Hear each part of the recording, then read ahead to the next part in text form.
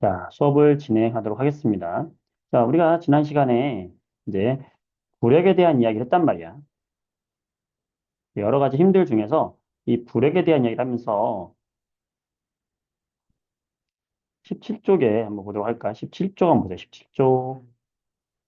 음. 우리가 부력이라고 하는 것은 페이지 17쪽이에요. 부력이다라고 하는 것은 물체를 위로 띄어 올리는 힘을 우리가 부력이다라고 한다 그랬죠.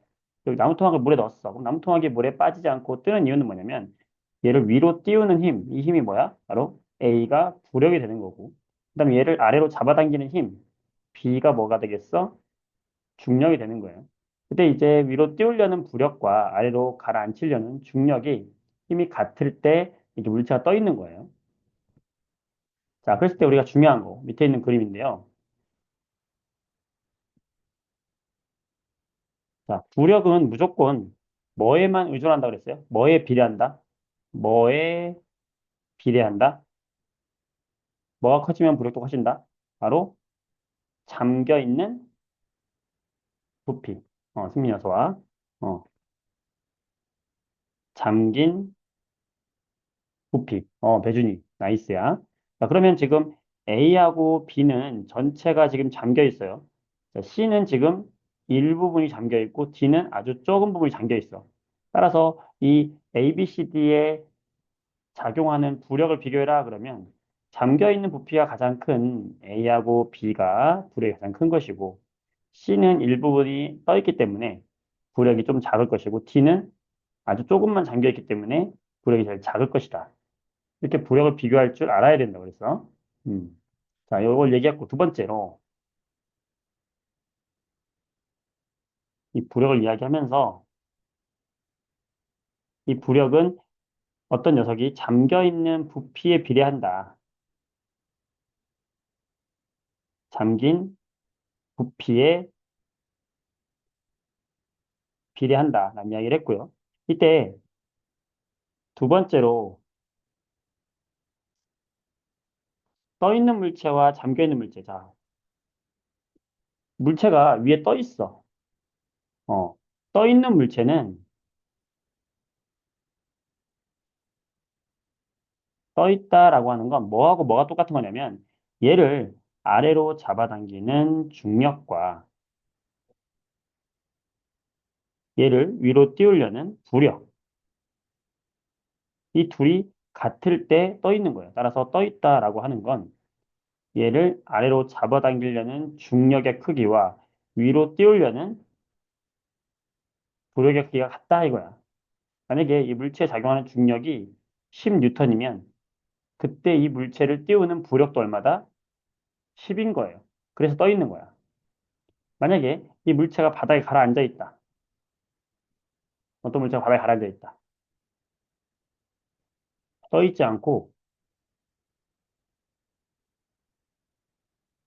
가라앉아 있다고 한다면 이거는 왜 가라앉아 있는 거냐면 얘를 아래로 잡아 끄는 힘, 바로 중력이 더 크기 때문에 그래. 뭐보다? 얘를 띄우려는 부력보다. 따라서 중력이 누구보다? 부력보다 더 크기 때문에 이때는 가라앉아 있는 거다. 그래서 좀 기억해야 될 것은 가라앉아 있는 물체는 중력이 더 큰 거고 떠 있는 물체는 중력과 부력이 같은 거예요. 자, 예를 들어볼게요. 이 두 가지만 기억하면 돼. 부력이 상당히 어려워요. 자, 보세요. 만약에 어떤 물체가 여기 떠 있어. 떠 있는데 이 물체에 작용하는 중력이 10뉴턴이에요. 자, 어떤 물체는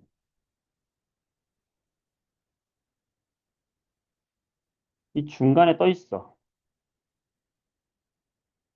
이 물체는 A라는 물체하고는 전혀 다른 물체예요. 자, B라는 물체에 작용하는 중력은 만약에 20뉴턴이야. 그러면 A에 작용하는 부력은 몇 뉴턴입니까? 써보세요. 정답을. 소리가 이상해요? 채민아 소리가 안 들려요? 음. 자, A에 작용하는 부력은 얼마일까요? 그렇지. 잘하네. 다 얼마다? 10뉴턴이다. 자, B에 작용하는 부력은 얼마일까요? B에 작용하는 부력. B도 떠 있잖아, 중간에. 떠 있기 때문에 B에 작용하는 부력은 얼마다? 20뉴턴이 되는 거예요. 알겠어? 음. 자, 중간에 떠 있거나 위에 떠 있으면 중력과 부력은 같은 거라는 거 기억하면 되고, 이해됐죠? 그 다음에 만약에 얘가 가라앉아 있어, C가 가라앉아 있으면 얘를 만약에 잡아당기는 물체의 중력이 20뉴턴이다 라고 한다면 얘를 띄우려는 부력은 얼마일까요? 그렇지. 이거는 알 수는 없고 얘는 20뉴턴보다는 어때야 돼? 작은 거야. 그래야 가라앉은 거예요. 이해되겠어? 이해되지? 이게 부력이야. 음. 자, 그 다음에 이해됐어요? 자, 캡처하세요, 지금. 캡처할 사람. 음. 아, 녹음하는 듯한 소리라고? 선생님, 이거 이어폰 껴서 그런가? 이어폰 빼볼까요? 불편해요? 여러분 듣기가? 잠깐만. 빼볼게.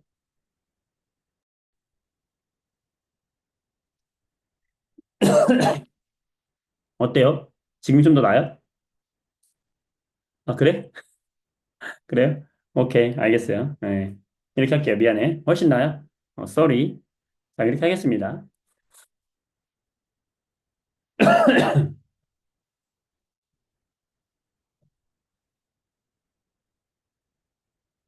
잘 됐네. 좋아요. 자, 그러면 이제 C가 20뉴턴보다 작다는 거 이해했지? 맞아? 음, 좋아. 자, 캡처했죠? 자, 그렇다면 세 번째로. 그러면 이 부력의 크기를 어떻게 측정을 하느냐? 만약에 어떤 물 속에 어떤 물체가 가라앉아 있었는데 원래 이 물 밖에서 이 녀석의 무게, 무게를 쟀더니 이 녀석의 무게가 20뉴턴이었대. 자, 여러분, 무게라고 하는 것이 이 무게라고 하는 게 결국에 뭐라고 그랬어요? 무게가 곧 얘를 잡아당기는 중력의 크기가 바로 무게라고 했단 말이야. 기억나죠? 얘를 잡아당기는 중력의 크기가 무게라고 했단 말이야. 그러면은 만약에 얘가 물 밖에서의 무게가 물 밖에서의 무게가 20뉴턴이었어요. 지금 여기처럼 물 밖에서의 무게가 20뉴턴이었어. 밖에서 쟀을 때. 그런데 얘를 똑같은 물체를 물 속에 넣었어. 넣었더니 이 용수철 저울에서 눈금을 읽었더니 물 속에서의 무게가 20뉴턴보다 크겠어요? 작겠어요? 20뉴턴보다 물 속에서의 무게가 크다, 작다?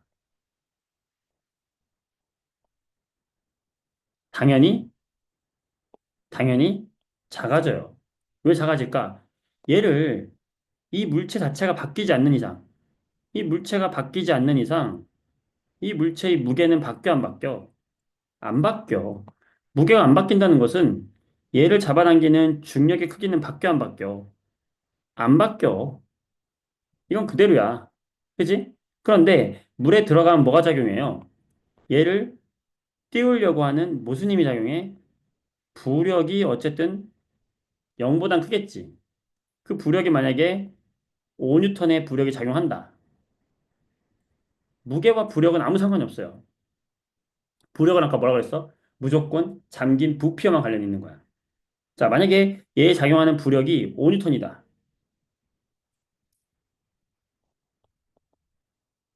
부력이 5뉴턴이다. 그러면 실제로 이 물 속에서의 무게는 그러면 얼마가 되는 거냐?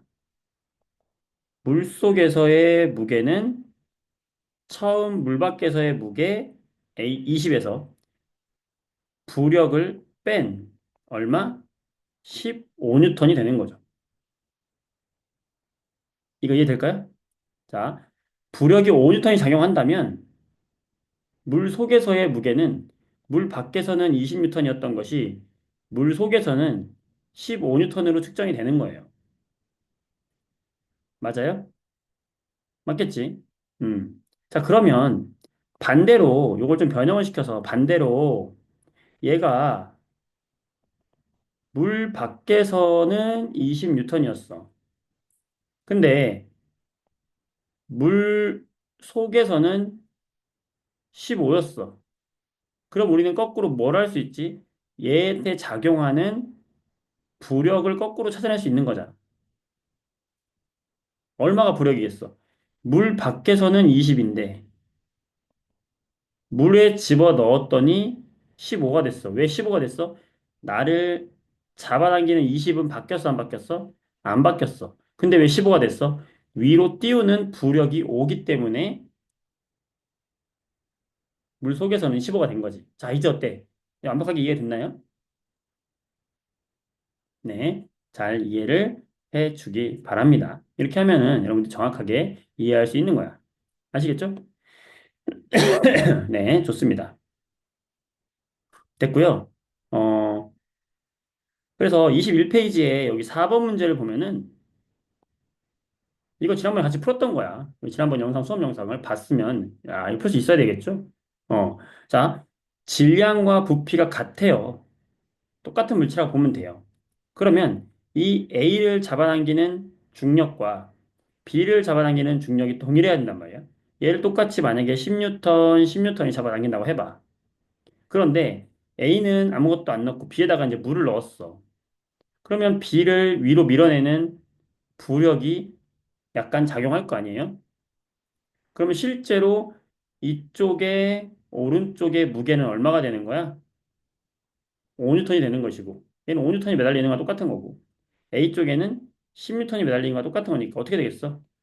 얘가 이렇게 기울겠죠. 추가 이렇게. 왜?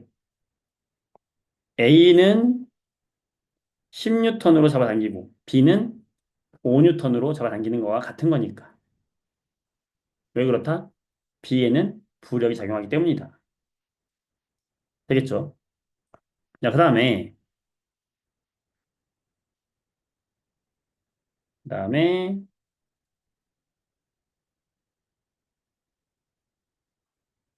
애초에 물의 무게 때문에 아, 자, 지금 질문 들어왔는데 선생님 이거 애초에 물의 무게 때문에 아, 기울지 않나요?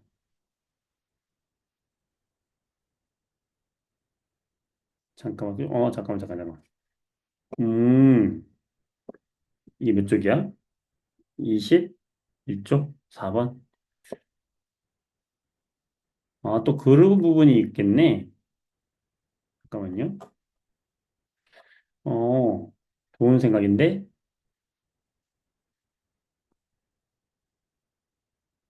음, 어, 아, 어, 자, 진짜? 그러네. 아니네. 나 지금 놀랬다. 그렇지. 이게 컵이, 깜짝이야. 이게 지금 안 보이는데, 이 컵이 바닥에 이렇게 있는 거예요. 컵이 매달려 있는 거 아닙니다. 어, 알겠죠? 네. 컵이 바닥에 있는 거야. 어. 이게, 이, PDF로 만들었더니, 바닥에 사라졌어. 바닥에 있는 겁니다. 됐어요. 오케이. 넘어가겠습니다. 좋은 질문이었어. 이 깜짝 놀랐잖아. 음, 좋은 질문이에요. 자, 그 다음에 26번에 4번 문제도 지난 시간에 한번 했으니까 한번 정리하는 차원에서 한번 더 볼까요?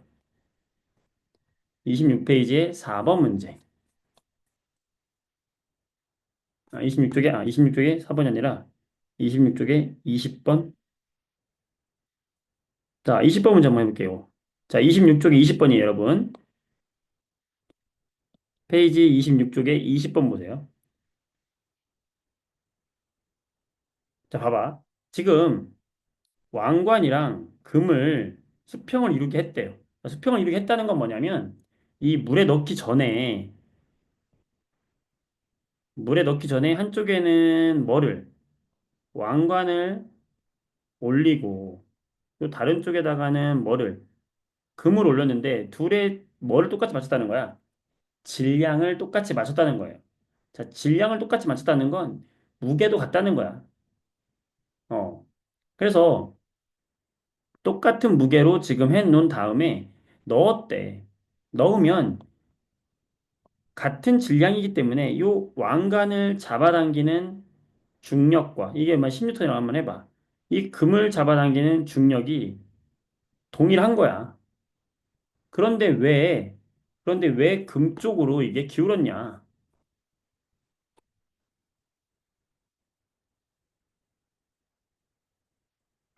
자, 금 쪽으로 그러면 이게 왜 이렇게 치우치게 되느냐?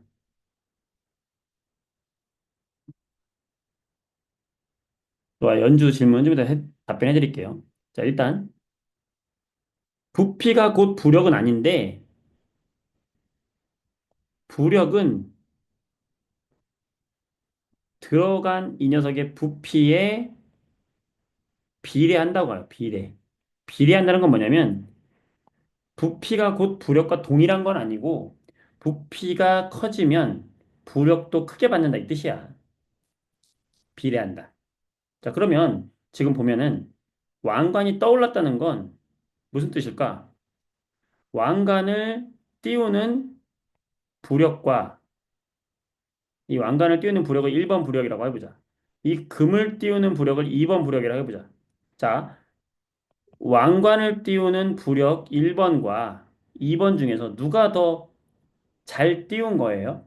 누구 부력이 더 큰 거야? 1번이 큰 거야? 2번이 큰 거야? 1번이 더 큰 거잖아요. 맞죠? 자, 그러면 1번이 왜 더 커졌을까요? 질량은 같은데 왜 1번이 부력이 더 커졌을까? 바로 부력은 뭐에 비례한다? 부피에 비례한다. 따라서 왕관이 금보다 부피가 더 크다는 걸 알 수 있는 거지. 음. 그래서 이 왕관과 금을 비교했을 때 왕관의 부피가 더 커졌다. 자, 무게는 같다. 밖에서 지금 물 밖에서 수평을 이뤘다고 했으니까 둘의 무게는 같은 거예요. 왕관에 더 큰 부력이 작용하는 거죠. 왕관의 부피가 그래서 더 큰 거예요. 그럼 자, 지금 여러분들이 선생님 질량이 같다는 말과 무게가 같다는 말을 선생님 왜 같이 쓰세요? 우리 질량과 무게 다르다고 배웠는데요. 다르지. 질량과 무게는 다르죠. 자, 질량은 1kg이면은 우리 무게는 어떻게 된다고 그랬어? 9.8 뉴턴이라고 그랬어. 지구에서. 1kg의 질량은 9.8 뉴턴이라고 그랬어. 어떻게 구했어, 우리가? 질량에다가 9.8을 곱해주면은 그게 무게가 되는 거예요.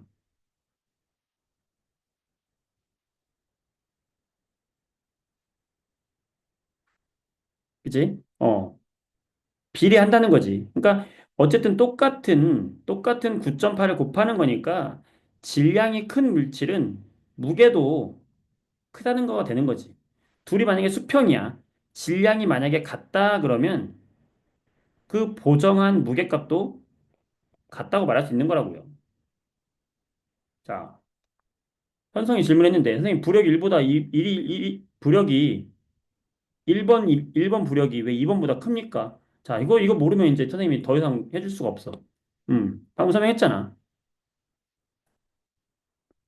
왜? 지금 이렇게 기울었잖아요. 왕관이 지금 더 가벼워졌잖아. 왜 가벼워진 거야? 물 속에서의 무게가 왕관이 작아진 거잖아. 왜 작아진 거야? 얘를 띄우려는 부력이 커졌으니까 작아진 거지. 아까 물 속에서의 무게 때 얘기했잖아요. 네, 잘 한번 생각해 보세요. 네, 열심히 아까 선생님 설명했는데. 자, 다시 복습 한번 해보시기 바랍니다. 오케이, 여기까지 하고 넘어가겠습니다. 자, 28페이지 보세요. 자, 상당히 중요한 내용이 드디어 나오게 되는데,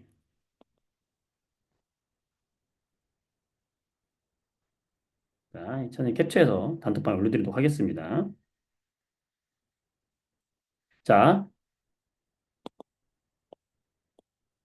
28쪽을 보세요. 자, 이거 이제 우리 고등학교까지 배우는 과학에 있어서 상당히 중요한 거기 때문에 잘 오늘 하는 거 기억해 주기 바랍니다. 음. 자, 28쪽에 보면은, 음, 제목이 뭐라고 나왔어? 28쪽에 보면은 제목이 힘의 작용과 운동 상태의 변화라고 돼 있죠? 힘의 작용을 통해서 우리가 운동 상태가 변한다. 그 얘기거든. 자, 여러분, 선생님이 지난 시간에 힘에 대해서 이야기하면서 힘이 할 수 있는 역할. 자, 힘이 있으면 두 가지가 변한다 그랬어. 기억나는 사람. 자, 이게 변하고 이게 변한다 그랬어요. 자, 초성 힌트 줍니다. 힘이 가해지면 이게 변한다 그랬어. 미음, 이음. 그렇지. 모양이 바뀔 수 있다. 자, 2번. 이게 변할 수 있다고 그랬어요. 으드드트. 그렇지. 잘한다. 운동 상태. 야, 너네 초성 게임 잘한다. 음. 운동 상태가 변한다. 자, 이 운동 상태가 변한다는 거에 우리가 좀 주목을 해볼 건데, 운동 상태가 변한다는 건 뭐가 변한다는 거냐면, 그 물체의 빠르기가 변한다는 거예요. 빠르기가 변한다. 이 빠르기를 두 글자로 뭐라고 하냐면, 이거라고 해요. 이게 뭘까요? 물체의 빠르기를 두 글자로 스르. 그렇죠. 속력이라고 합니다. 따라서 우리가 물체 힘이 가해지면은 속력이 변하는 거야. 두 번째, 이것도 변해요.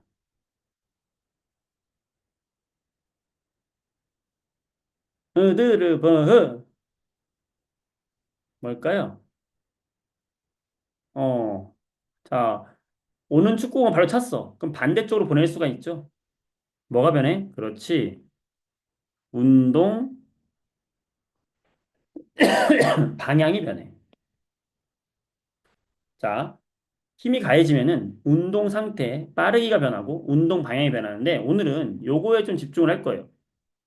아, 외부에서 어떤 힘이 가해지면 물체의 빠르기가 변하거나 운동 방향이 변한다. 자, 그럼 생각해 보자. 어떤 공이 오른쪽으로 가고 있어요. 그런데 내가 이 공한테 운동 방향과 같은 방향으로 힘을 줬어. 자, 지금 어떤 방향으로? 운동하고 있는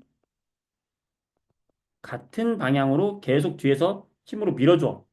그러면 빠르기가 변해야 돼. 자, 점점 빨라질까요? 점점 느려질까요? 힘이 가해졌으니까 무조건 빠르게 변해야 돼. 그럼 점점 빨라질까? 점점 물러질까? 그렇지. 점점 빨라지겠지. 잘했어. 음. 만약에 나는 오른쪽으로 가고 있는데 반대쪽에서 힘을 줬어. 즉, 운동하는 방향에 반대쪽에서 못 오게 막았어. 그럼 얘는 점점 빨라져요, 느려져요? 그렇지. 점점 느려진다. 이게 핵심이야.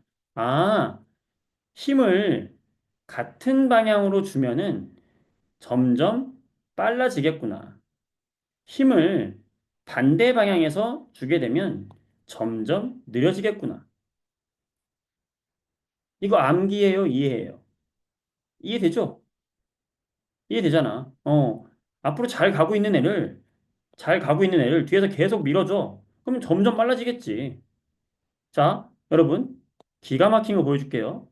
자, 얘를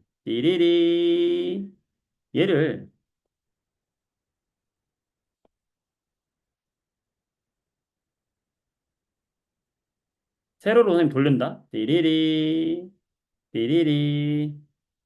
띠리리. 돌렸어, 봤어요?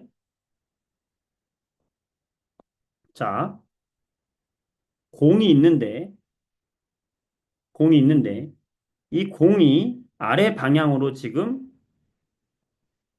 떨어지고 있는데, 이 떨어지는 방향으로 계속해서 힘이 작용하면 점점 빨라진다, 느려진다.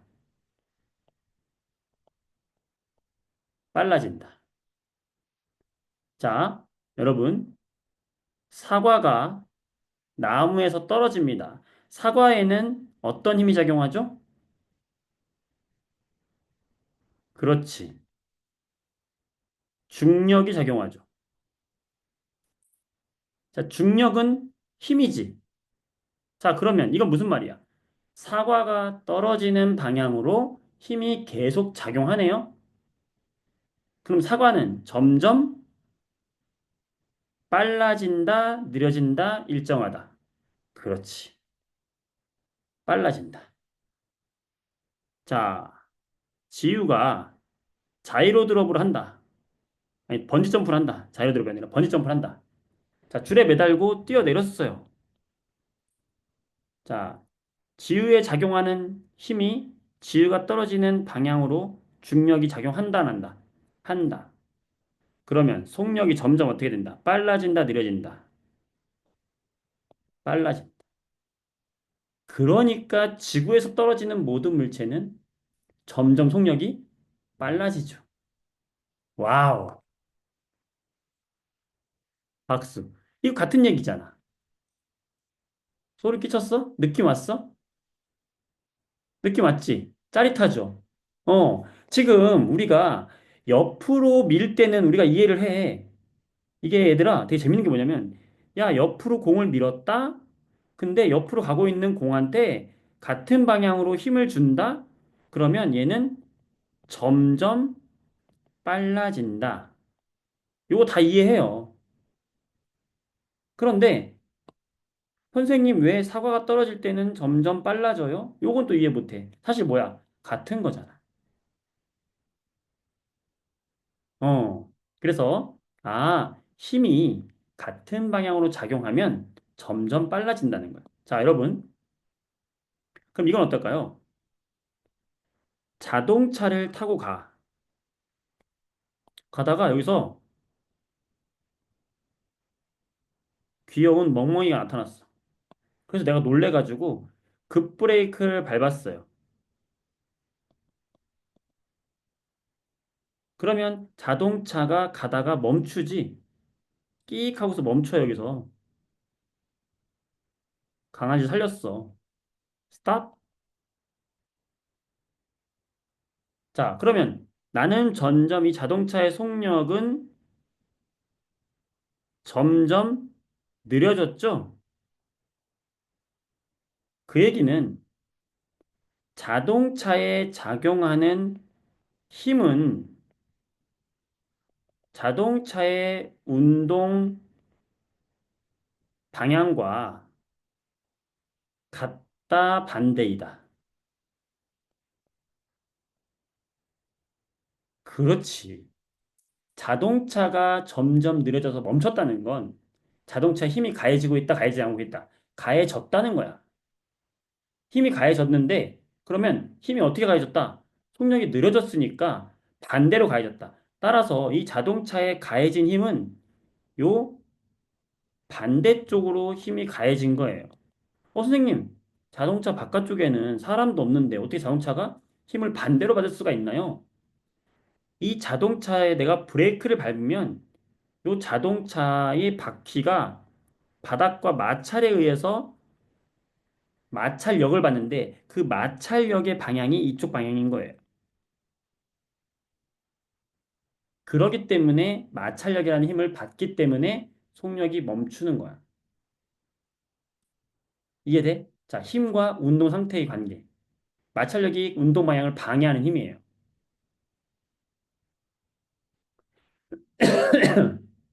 자, 아까 음, 헬리콥터도 마찰력 다 있어요. 선생님 헬리콥터 승영이가 좋은 질문인데 선생님 헬리콥터는 못 멈추나요? 멈출 수 있어요. 왜냐면 공기와의 마찰로 멈출 수 있어요. 공기와의 마찰로 뜨는 거야. 음.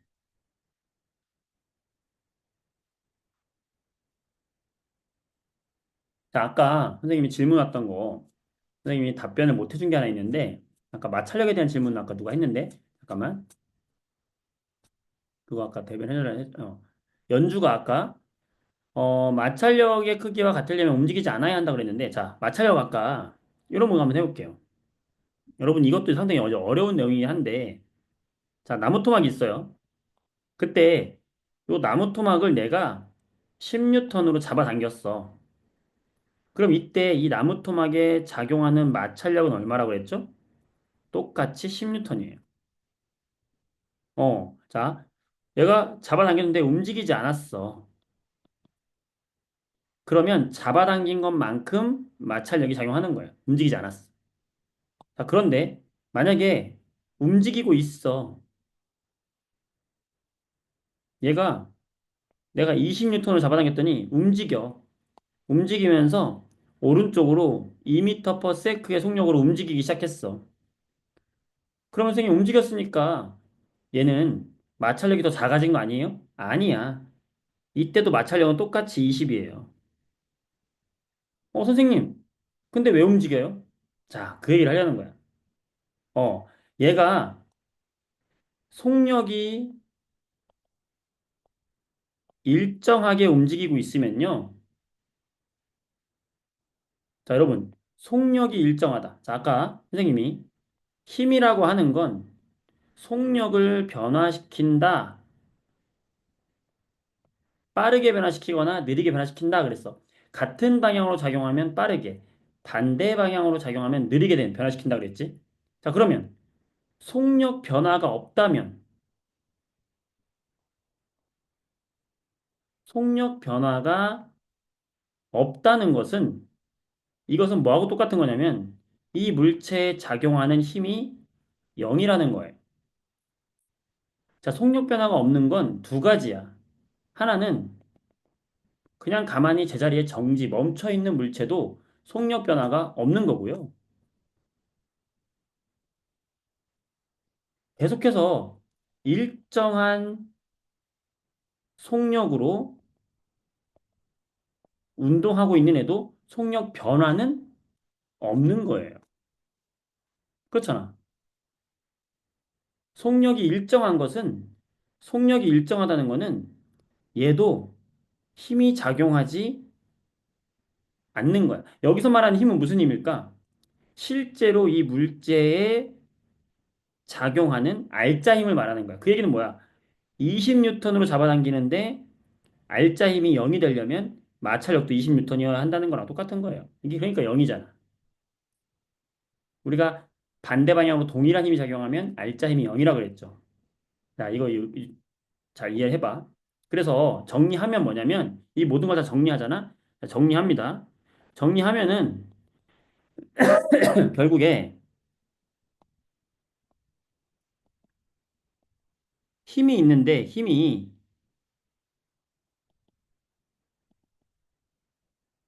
같은 방향으로 작용하면은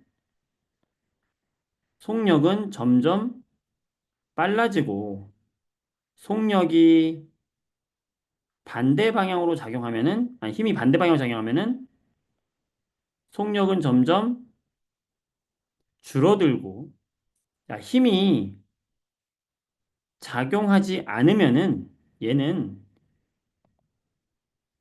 멈춰 있거나 속력이 일정한 운동 두 가지를 다 한다는 거야. 둘 다 힘이 0인 거야.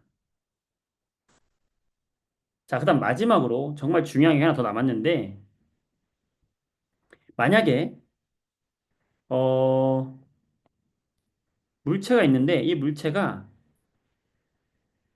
운동하는 방향이랑 힘의 방향이랑 정확하게 만약에 수직이다. 자, 운동 방향이랑 힘의 방향이 수직이잖아? 그럼 얘는 어떤 운동을 하냐면 원 운동을 해요. 원 운동. 우리가 줄에다가 돌을 매가지고 이 돌을 돌려봐. 돌리면 이 돌을 움직이는 방향은 오른쪽인데 이 돌에 작용하는 힘의 방향은요, 요 가운데 중심 방향으로 힘이 작용하는 거예요.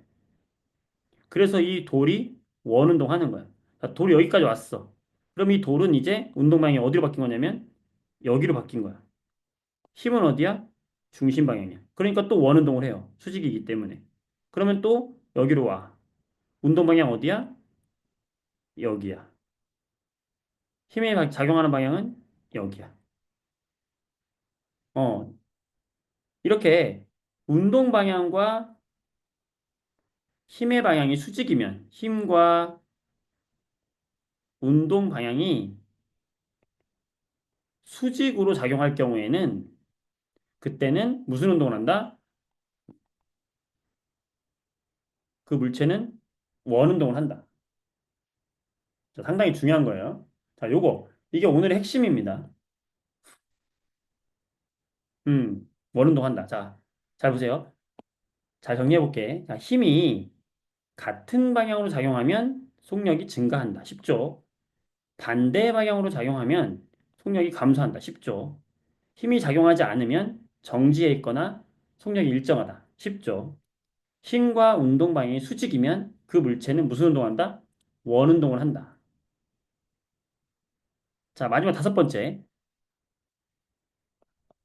만약에 힘과 운동 방향이 같은 방향도 아니고 반대 방향도 아니고 수직도 아니야. 그리고 힘이 0도 아니야. 그럼 우리가 무슨 방향을 하냐면 비스듬히 작용한다. 힘과 운동 방향이 비스듬하다. 그러면 무슨 운동을 하냐면 야구공을 여러분들 포켓볼 하면 야구공을 캐치볼 하면 던지면 이게 포물선으로 가잖아. 이런 비스듬히 힘과 운동 방향이 수직이 아니고 수평도 아니면 그때는 우리가 무슨 운동 한다고 하냐면 포물선 운동을 한다고 해요. 포물선 운동. 자, 공을 던졌을 때 공이 이렇게 비스듬히 떨어지는 이유는 뭐냐면 떠 있는 공은 무조건 작용하는 중력은 무조건 다 아래 방향이야. 근데 얘가 여기서 운동 방향은 여기 위쪽, 얘도 위쪽, 이쪽, 이쪽. 수직은 아니에요, 지금. 어. 운동 방향과 중력의 방향이 다 달라요. 자, 이걸 다 운동선수들이 알고 있는 건 아니지만 이거를 이해하고 있는 사람은 공을 더 멀리 던질 수 있어요. 그래서 공을 45도로 던질 때 가장 멀리 던질 수가 있어. 이런 게 바로 과학이지. 음. 어.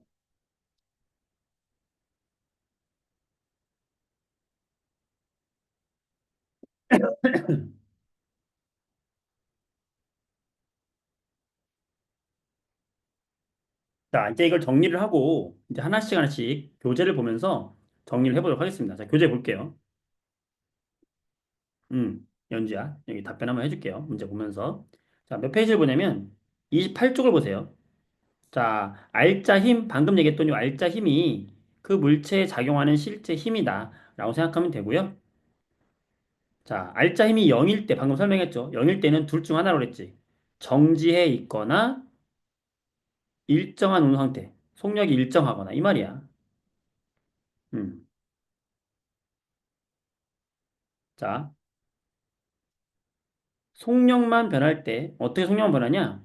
같은 방향으로 힘이 작용하면 속력이 증가.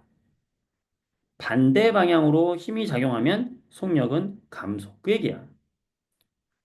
그래서 속력이 점점 증가하는 운동들은 이런 것들이 있고, 속력이 점점 감소하는 운동들은 이런 것들이 있는 거야. 자, 그 다음, 운동 방향만 변하는 경우, 언제 운동 방향만 변한다? 바로 원운동 생각하면 돼요. 여러분들, 원운동은 운동 방향만 변해. 왜 운동 방향만 변한다? 원운동은 바로 운동 방향과 힘이 무슨 방향이다? 수직으로 작용할 때는 이렇게 원운동을 한다는 거. 이때 힘의 방향은 어디다? 항상 원의 중심 방향이다. 그래서 이 줄을 돌리다가 내가 여기서 줄을 딱 놓잖아? 그러면 얘는 수직 방향으로 이렇게 해서 운동해서 날아가요. 여러분들이 그 옛날에 막 다윗과 골리앗 얘기 들어봤어요? 조그만 다윗이 막 돌팔매라고 그래서 돌을 막 손에다 실에다 묶어가지고 막 돌려가지고 던져가지고 거인을 쓰러뜨렸대. 이겼대. 어. 그때 이 돌팔매도 과학이야. 딱 여기서 놔야지 이 거인의 이마에 맞는 거예요. 어. 잘못 놓으면은 저기 날아가는 거야. 이거 놓는 것도 실력이야. 음. 어? 잘못 놓으면 조금만 잘못 놓으면은 거인은 절대 안 맞아요. 잘 놔야 되는 거야. 그러니까 이것도 과학이란 말이야. 알겠어요? 놓는 위치가 중요하다. 수직으로 날아가는 거야. 수직으로. 재밌지? 어. 자, 문제 풀어보겠습니다. 자, 1번. 물체에 작용하는 힘의 방향과 운동 방향이 수직이면, 자, 수직이면은 아까 속력은 변하지 않고 뭐만 변한다고? 운동 방향만 변해. 무슨 운동 한다고 그랬어? 원운동 한다고 그랬어요. 돌을 돌린다 생각하면 돼요. 자, 물체에 작용하는 힘의 크기가 클수록 그리고 질량이 작을수록 상태가 크게 변하죠. 여러분들 탁구공을 굴렸다고 생각해봐. 탁구공을 굴리는데 이 탁구공의 질량이 작아. 가벼우면은 더 많이 바뀌겠지. 즉, 탁구공의 질량은 작을수록 그 다음에 내가 얘한테 주는 힘은 반대로 클수록 얘가 더 크게 변하겠지. 상태가 크게 변하겠죠. 당연한 거죠. 그래서 요거를 우리가 공식으로 정리를 하면은 이렇게 쓸 수 있어. 아, 우리가 어떤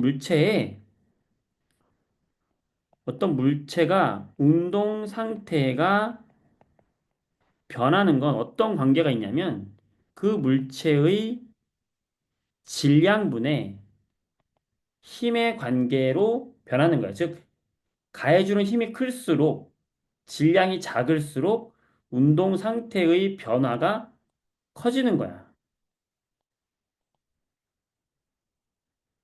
이해되겠어? 아, 지금, 선생님, 좀 헷갈려요? 자, 이게 무슨 말이냐면은, 이게 뭐냐면은 이런 거야. 요걸 예를 들면 쉬워요. 자, 책상이 있어. 지금 내가 알아보고 싶은 거는 잘 운동하고 있는 물체의 운동 상태, 처음의 운동 상태가 얼마나 변하는지 보고 싶은 거야. 그래서 탁구공을 굴려요. 근데 탁구공의 질량이 10g짜리로 굴렸어. 그런데 내가 여기서 동일한 선풍기로 얘를 바람으로 돌렸어, 이렇게. 그럼 선풍기가 얘한테 주는 힘이 있을 거 아니야? 힘이 10N이야, 만약에. 자, 힘은 변하지 않고 똑같이 10N을 줬다고 한번 해봐. 그러면 10g짜리가 움직이다가 얘가 바람을 맞으면 어떻게 되겠어? 이렇게 휘어지겠지? 10g짜리는 이만큼 휘어질 거예요. 그런데 만약에 1g짜리 탁구공을 굴렸다 생각해봐.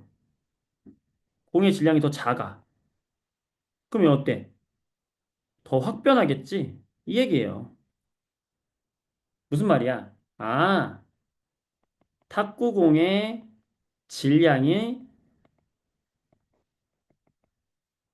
작을수록 더 운동 상태가 더 잘 변한다. 이던 이거지. 변화량이 더 크잖아.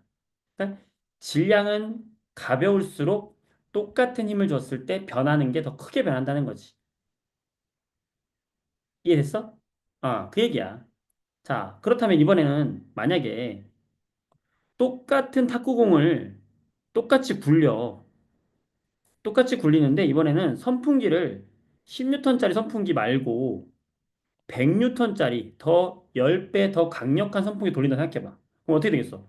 더 확 변하겠지. 힘을 더 세게 받으니까. 그 얘기야. 지금 무슨 말이냐? 힘을 더 많이 줄수록 질량이 똑같을 때 힘을 많이 줄수록 더 많이 변한다. 이 뜻이지. 그럼 이 관계를 정리하면 이렇게 된다고요. 운동 상태는 언제 크게 변하냐? 힘을 많이 줄수록 질량이 가벼울수록.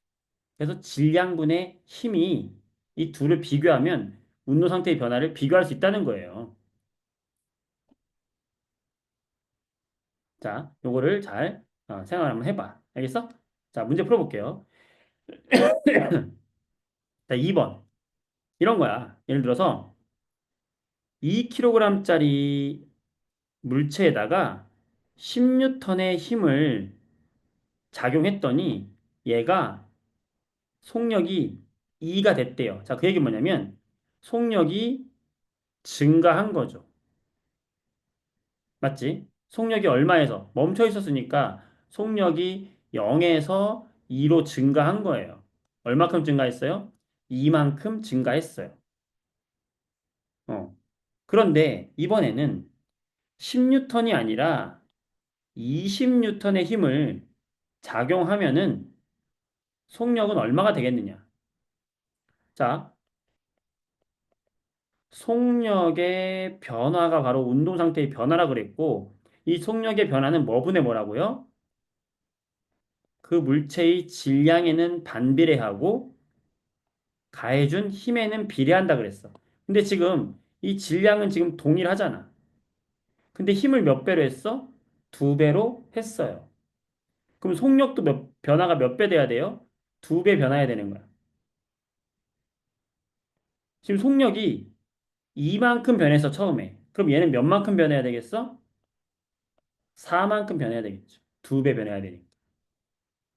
그래서 얘는 속력이 4로 증가한다. 이 뜻이야. 이해될까, 이거? 이해돼요? 자, 다시. 자, 봐봐. 무슨 말이냐면은, 여기 똑같은 물체가 있어. 똑같은 물체가 있는데, 처음에는 여기다가 10N의 힘을 준 거고, 두 번째에는 여기다가 20N의 힘을 준 거예요. 그랬더니 얘의 속력이 처음에는 빨라져서 얘가 2m/s가 됐다면, 20N을 받은 얘는 속력이 얼마가 되겠냐 이거거든. 어렵잖아. 어떻게 하면 돼? 힘을 두 배로 줬으니 속력의 변화량도 두 배만큼 돼야 되는 거야. 4 변한다고.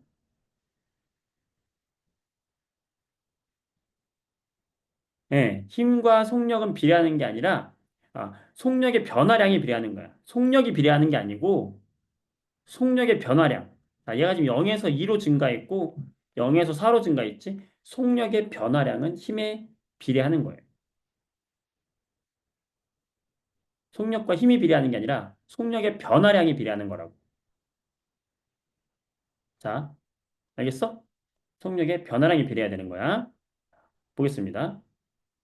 나머지 넘어갈게요. 자, 5번.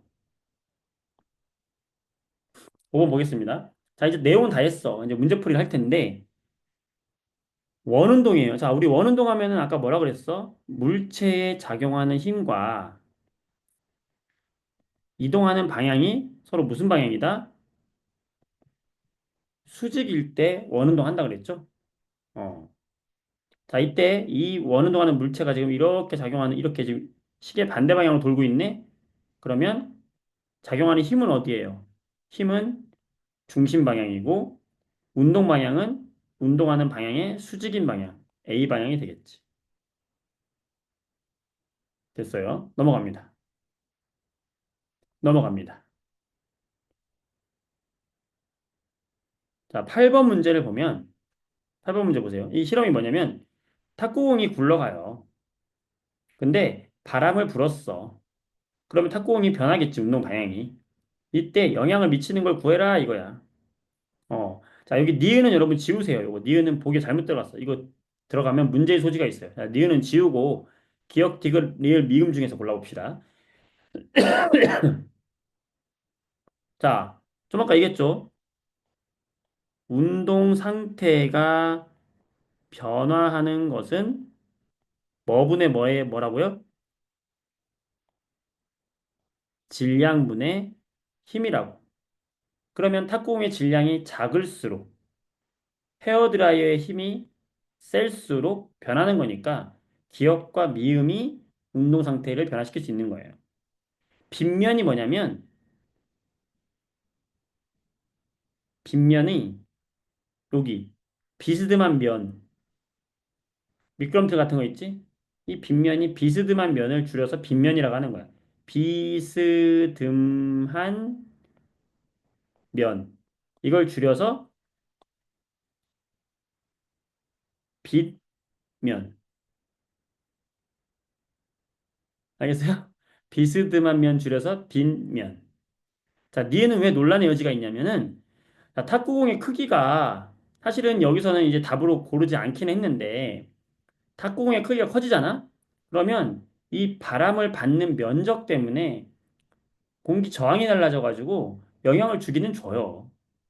근데 이게 들어가 있으면은 사실은 고르기도 애매하고 안 고르기도 애매해서 이런 게 들어가면 좀 문제의 소지가 있어. 어. 그 왼쪽 옆에 있는 거는 얘 비스듬히 이제 올리기 위해 나무 토막 엮게 해준 거죠. 답에는 기억과 미음만 써 있어요. 답에는 기억과 미음만 되어 있는데 니은도 선생님이 얘는 이제 영향을 주지 않는다라고 답에서 얘기했지만 선생님이 영향을 아예 안 주는 건 아니에요. 탁구공의 크기가 여러분 생각해봐. 탁구공의 크기가 크면은 더 바람을 더 많이 영향을 받거든. 그래서 영향을 줄 수 있는 거예요.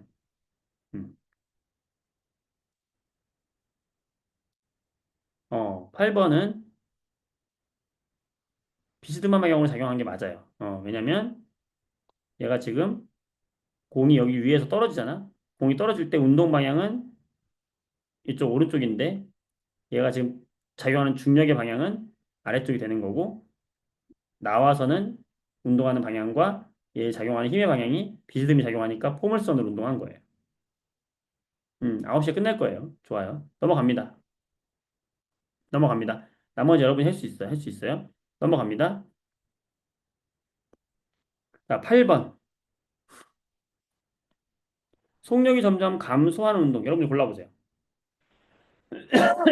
자, 힘이 반대로 작용하면 속력이 점점 감소하는 거야. 하늘로 던져 올린 공. 자, 올라가는 건 위쪽인데 잡아당기는 중력은 아래쪽이죠. 그러니까 속력이 느려지는 거야. 떨어지는 사고는 점점 빨라지는 거죠. 자, 브레이크를 밟은 자동차 아까 뭐라 그랬어? 감소하죠. 따라서 답은 2번. 무슨 내용? B의 내용이 뭐야? 아, 이거 지금 다 한 거야. 오늘 다 한 거예요. 어. 아까 힘 하나로 다 끝낸 거야. 어. 여기 내용을 여기 안 읽었다 그래서 안 한 게 아니야. 봐봐. 다 한 거잖아. 속력과 운동 방향이 모두 변화. 선생님 아까 여기 정리할 때 다 한 거예요. 그래서 봐봐. 여기. 자, 보세요.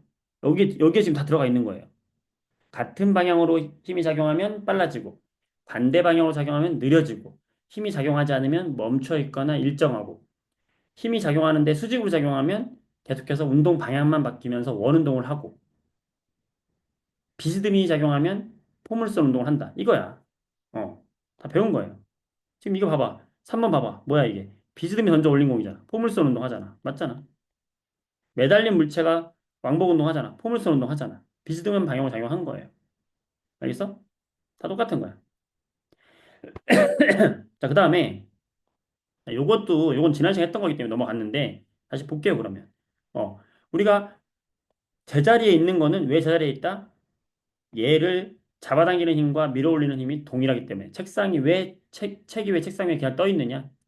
책을 잡아당기는 중력과 책을 떠받드는 힘이 같은 거야. 추가 왜 그 자리에 있느냐?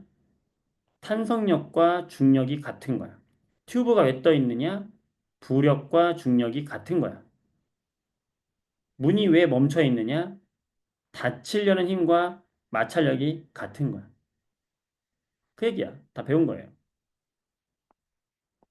넘어갑니다. 넘어갑니다. 자, 9번 풀어보겠습니다. 자, 운동하고 있는 공의 모습을 일정한 시간 간격을 봤어요. 자, 지금 보니까 점점 빨라져요, 느려져요. 점점 같은 시간 동안에 공이 조금씩밖에 못 가네. 점점 느려지네. 자, 여러분, 느려진다는 거는 힘이 같은 방향, 반대 방향. 그렇죠. 느려졌다는 건 반대 방향. 그 얘기는 힘은 지금 그러면 운동 방향의 반대쪽에서 밀어주고 있다. 옳은 것은 운동 방향과 반대 방향으로 힘이 작용한다. 이렇게 찾으라는 얘기야. 과학은 암기가 아니라 이해다. 특히 물리학은 이해예요. 알겠어요? 자, 12번 보세요. 속력이 일정한 원운동. 자, 아까 원운동 나왔어요. 자, 원운동은 무슨 운동이다? 얘의 운동 방향과 힘의 방향이 뭐다? 수직이다. 원운동은 운동 방향과 수직이다. 자, 원의 중심 방향으로는 힘이 작용하는 방향이 중심 방향이고요. 힘은 항상 일정해요. 항상 일정한 힘이 작용하고 있고요. 옳지 않은 거, 이거 맞는 거고. 속력은 일정하고 운동 방향이 계속 변하죠. 맞아요. 자, 힘의 방향은 운동 방향과 수직이야. 맞아요. 자, 힘이 사라지면은 반대 방향으로 날아지는 게 아니라 힘이 사라지면은 수직 방향, 힘과 수직인 운동하려는 그 방향으로 날아가는 거죠. 답은 1번과 5번. 오케이? 좋습니다. 잘했어요.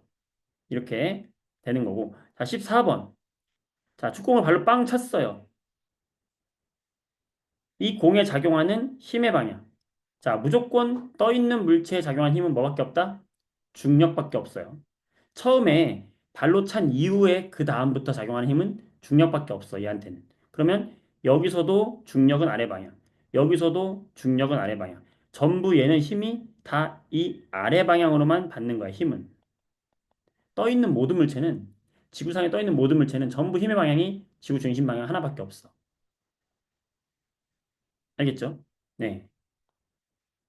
근데 운동 방향이 지금 이렇게 날아가니까 비스듬히 날아가고 있는 거죠. 비스듬한 거지. 그러니까 무슨 운동했어? 포물선 운동하고 있는 거지.